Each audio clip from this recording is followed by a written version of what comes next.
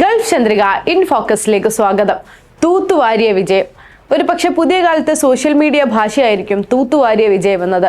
എന്നാൽ അക്ഷരാർത്ഥത്തിൽ അങ്ങനെ ഒരു വിജയമാണ് തദ്ദേശ സ്വയംഭരണ തിരഞ്ഞെടുപ്പിൽ ഈ പ്രാവശ്യം മുസ്ലിം ലീഗ് കരസ്ഥമാക്കിയിട്ടുള്ളത്.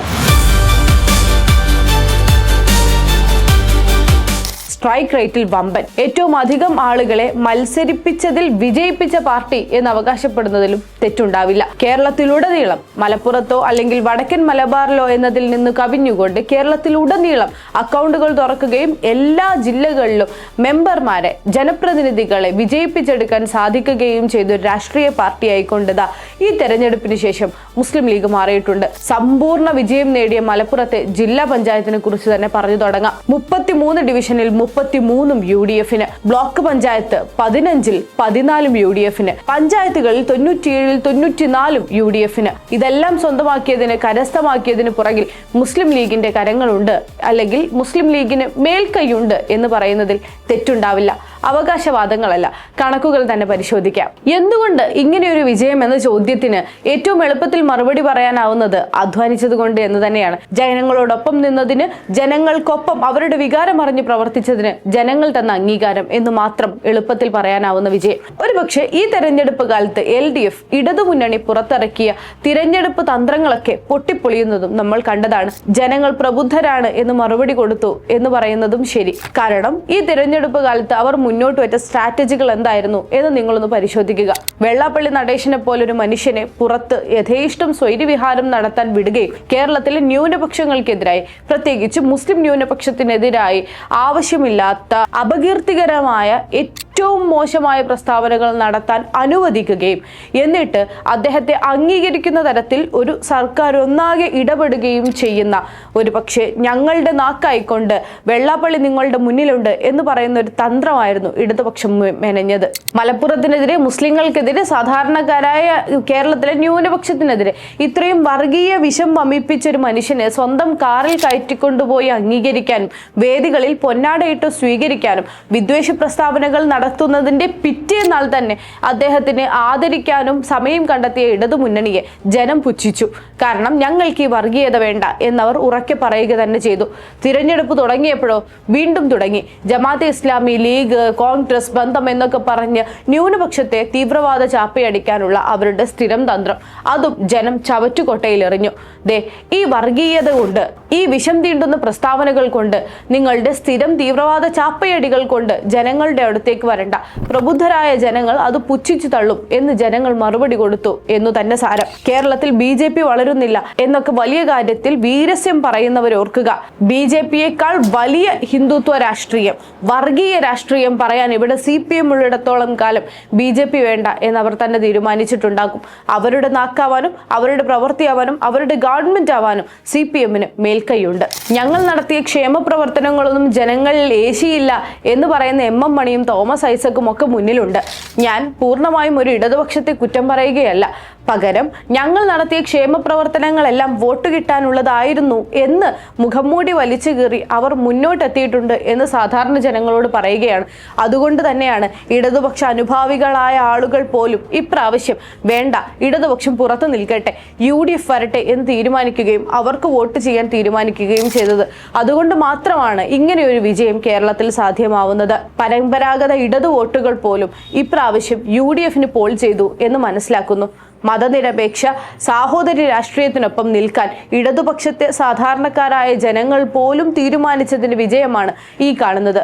മുസ്ലിം ലീഗിലേക്ക് തന്നെ വരാം. കാസർഗോഡ് മുതൽ തിരുവനന്തപുരം വരെ കേരളത്തിലെ മുഴുവൻ ജില്ലകളിലും അക്കൗണ്ട് തുറന്നുകൊണ്ടാണ് മുസ്ലിം ലീഗ് ഈ തിരഞ്ഞെടുപ്പിലെ വിജയം രേഖപ്പെടുത്തിയിട്ടുള്ളത്. കൃത്യമായ കണക്കുകൾ തന്നെ പറയാം. 3203 പേരെയാണ് ഈ തദ്ദേശ സ്വയംഭരണ തിരഞ്ഞെടുപ്പിൽ മുസ്ലിം ലീഗിന് വിജയിപ്പിക്കാൻ സാധിച്ചിട്ടുള്ളത്. 2148 ഗ്രാമപഞ്ചായത്ത് മെമ്പർമാരും 300 ബ്ലോക്ക് പഞ്ചായത്ത് മെമ്പർമാരും 51 ജില്ലാ പഞ്ചായത്ത് മെമ്പർമാരും 34 കോർപ്പറേഷൻ കൗൺസിലർമാരും 568 മുനിസിപ്പൽ കൗൺസിലർമാരുമാണ് ഈ തിരഞ്ഞെടുപ്പിൽ ലീഗിൽ നിന്നും വിജയിച്ചിട്ടുള്ളത്. കഴിഞ്ഞ പ്രാവശ്യം ഒറ്റ സീറ്റ് പോലും ഇല്ലാതിരുന്ന പത്തനംതിട്ട ജില്ലയിൽ നിന്ന് വരെ 7ഓളം പേരെ വിജയിപ്പിച്ചെടുക്കാൻ മുസ്ലിം ലീഗിന് സാധിച്ചിട്ടുണ്ട്. കഴിഞ്ഞ തെരഞ്ഞെടുപ്പിനെ അപേക്ഷിച്ച് 865 പുതിയ മെമ്പർമാരെ നേടാനും ഈ തെരഞ്ഞെടുപ്പിൽ മുസ്ലിം ലീഗിന് സാധിച്ചു. കാസർഗോഡ് ജില്ലയിൽ നിന്ന് 263 പേരെയും, കണ്ണൂരിൽ നിന്ന് 262 പേരെയും, വയനാട് ജില്ലയിൽ നിന്ന് 178 പേരെയും, കോഴിക്കോട് ജില്ലയിൽ നിന്ന്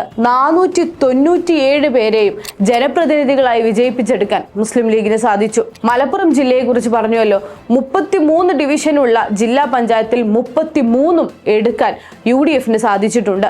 ആ 33-ൽ 23 മുസ്ലിം ലീഗിന്റെ അംഗങ്ങളാണ്. ചരിത്രത്തിൽ ആദ്യമായാണ് മലപ്പുറം ജില്ലാ പഞ്ചായത്തിൽ ഒരൊറ്റ മെമ്പർ പോലും ഇല്ലാത്ത സാഹചര്യം LDFന് നേരിടേണ്ടി വരുന്നത്.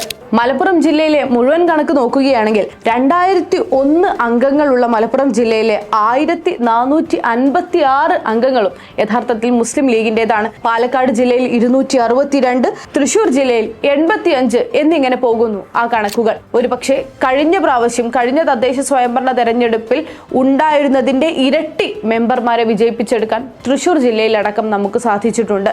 എറണാകുളത്ത് 88 സീറ്റുകളിലും, ഇടുക്കിയിൽ 35 സീറ്റുകളിലും, ആലപ്പുഴയിൽ 18 സീറ്റുകളിലും, കോട്ടയത്ത് 20 സീറ്റുകളിലും ലീഗ് സ്ഥാനാർത്ഥികൾ വിജയിച്ചു കയറി. നേരത്തെ പറഞ്ഞതുപോലെ ഇതിനു മുൻപ് ഒറ്റ മെമ്പർമാർ പോലും ഇല്ലാതിരുന്ന, കഴിഞ്ഞ തദ്ദേശ സ്വയംഭരണ തെരഞ്ഞെടുപ്പിൽ ഒറ്റ മെമ്പർമാർ പോലും ഇല്ലാതിരുന്ന പത്തനംതിട്ടയിലടക്കം 7 പ്രതിനിധികളെ വിജയിപ്പിച്ചയക്കാൻ മുസ്ലിം ലീഗിന് സാധിച്ചിട്ടുണ്ട്. കൊല്ലം ജില്ലയിൽ 19 അംഗങ്ങളും തിരുവനന്തപുരത്ത് 13 അംഗങ്ങളും മുസ്ലിം ലീഗിൽ നിന്ന് വിജയിച്ചു കയറിയവരാണ്.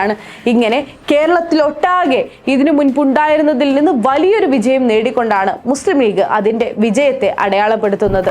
ഞങ്ങൾ ഇതിനെ കണക്കുകൊണ്ട് അടയാളപ്പെടുത്തുന്നു, ജനം ഇതിനെ വിശ്വാസം കൊണ്ട് രേഖപ്പെടുത്തുന്നു. അതെ, ഇത്രയും മികച്ച ഒരു നേതൃത്വവും പാണക്കാട് സയ്യിദ് സാദിഖ് അലി ശിഹാബ് തങ്ങളുടെയും PK കുഞ്ഞാലിക്കുട്ടി സാഹിബിന്റെയും മുനീർ സാഹിബിന്റെയും ഒക്കെ നേതൃത്വത്തിലുള്ള കൃത്യമായ താഴെത്തട്ടിലേക്ക് നിർദ്ദേശങ്ങൾ നൽകുകയും അവരുടെ വിശ്വാസങ്ങളും അഭിപ്രായങ്ങളും പരിഗണിച്ച് തീരുമാനമെടുക്കുകയും ചെയ്യുന്ന കൃത്യമായൊരു നേതൃത്വം ഉള്ളപ്പോൾ, ആ നേതൃത്വത്തിന് പിന്നിൽ ആത്മവിശ്വാസത്തോടെ അണിനിരക്കാൻ തയ്യാറായ സാധാരണക്കാരായ പ്രവർത്തകരുള്ളപ്പോൾ എന്തു കൊടുത്തും ശരി ലീഗിന്റെ രാഷ്ട്രീയത്തെ വിജയിപ്പിച്ചെടുക്കണം എന്ന് വിശ്വസിക്കുന്ന സാധാരണക്കാരായ ജനങ്ങൾ ഉണ്ടാകുമ്പോൾ പിന്നെ ലീഗ് എന്തിനു ഭയക്കണം? വികസനവും ക്ഷേമവും പറഞ്ഞു തന്നെയാണ് നമ്മൾ വോട്ട് പിടിക്കുന്നത്. വർഗീയത പറയുന്നവരെ പടിക്ക് പുറത്തു നിർത്തുക എന്ന് പറഞ്ഞാണ് നമ്മൾ വോട്ട് പിടിക്കുന്നത്. നമുക്ക് മുന്നോട്ട് വെക്കാനുള്ളത് ഏറ്റവും മനോഹരമായൊരു ഭാവിയെയാണ്. നമ്മൾ പറയുന്നത് ഭാവിയുടെ രാഷ്ട്രീയത്തെയുമാണ്. ആരുടെയും പണച്ചാക്കു കണ്ടായിരുന്നില്ല, ആരുടെയും അഹങ്കാരത്തിനു വേണ്ടിയായിരുന്നില്ല. പകരം നാട് ആവശ്യപ്പെടുന്ന ജനപ്രതിനിധികളെയാണ് മുസ്ലിം ലീഗ് സ്ഥാനാർത്ഥികളായി മുന്നോട്ട് വെച്ചത്. വിജയിച്ചു കയറിയവർക്കാവട്ടെ ഇനിതാ ഇപ്പോൾ തീരുന്നില്ല നിങ്ങളുടെ ഉത്തരവാദിത്വം, തുടങ്ങുന്നേയുള്ളൂ എന്ന് ഓർമ്മിപ്പിച്ച ആ നേതൃത്വം കൂടെ തന്നെയുണ്ട്. ഓരോ 6 മാസങ്ങളിലും ഞങ്ങൾ നിങ്ങളെ വിലയിരുത്തും എന്ന് ശാസനാരൂപത്തിൽ, ഉപദേശ രൂപത്തിൽ, ഓഡിറ്റിംഗ് രൂപത്തിൽ ആ പാർട്ടി അതിന്റെ ജനങ്ങളോട് പറയുന്നുണ്ട്. ജനങ്ങൾ അത് ഏറ്റെടുക്കുന്നു, പ്രവർത്തകരെ അത് ഏറ്റെടുക്കുന്നു. ഇത് ധാർമ്മികമായ ഒരു ഉത്തരവാദിത്വമാണ് എന്ന് പാർട്ടി ഓർമ്മിപ്പിക്കുന്നു. ജനപ്രതിനിധികൾ അത് ഏറ്റെടുക്കുന്നു. ജനം അത് സന്തോഷത്തോടു കൂടി കണ്ടു നിൽക്കുന്നു. സ്ട്രൈക്ക് റേറ്റിലുണ്ടായ ഈ കുതിപ്പ് ഇനിയും തുടരും. കാരണം ജനങ്ങളാണ് ഈ പാർട്ടിയുടെ മുതൽക്കൂട്ട് എന്ന് പറയുന്നത്, പ്രവർത്തകരാണ് ഈ പാർട്ടിയുടെ ആത്മവിശ്വാസം എന്ന് പറയുന്നത്, നേതൃത്വമാണ് ഈ പാർട്ടിയെ മുന്നോട്ട് നയിക്കുന്നത് എന്നതുകൊണ്ട് ഞങ്ങൾ ഏറ്റവും ആത്മവിശ്വാസത്തോടു കൂടി മുന്നോട്ട് നീങ്ങുന്നു. മുസ്ലിം ലീഗിന്റെ ഗ്രാഫ് ഉയരുന്ന കാലത്തിലേക്കായി വസ്തുതകൾ കൊണ്ട് തന്നെ നമുക്ക് കാത്തിരിക്കാമെന്ന് മാത്രം പറഞ്ഞുകൊണ്ട് ഈ ലക്കം ഗൾഫ് ചന്ദ്രിക ഇൻ ഫോക്കസ് ഇവിടെ അവസാനിക്കുന്നു. നന്ദി.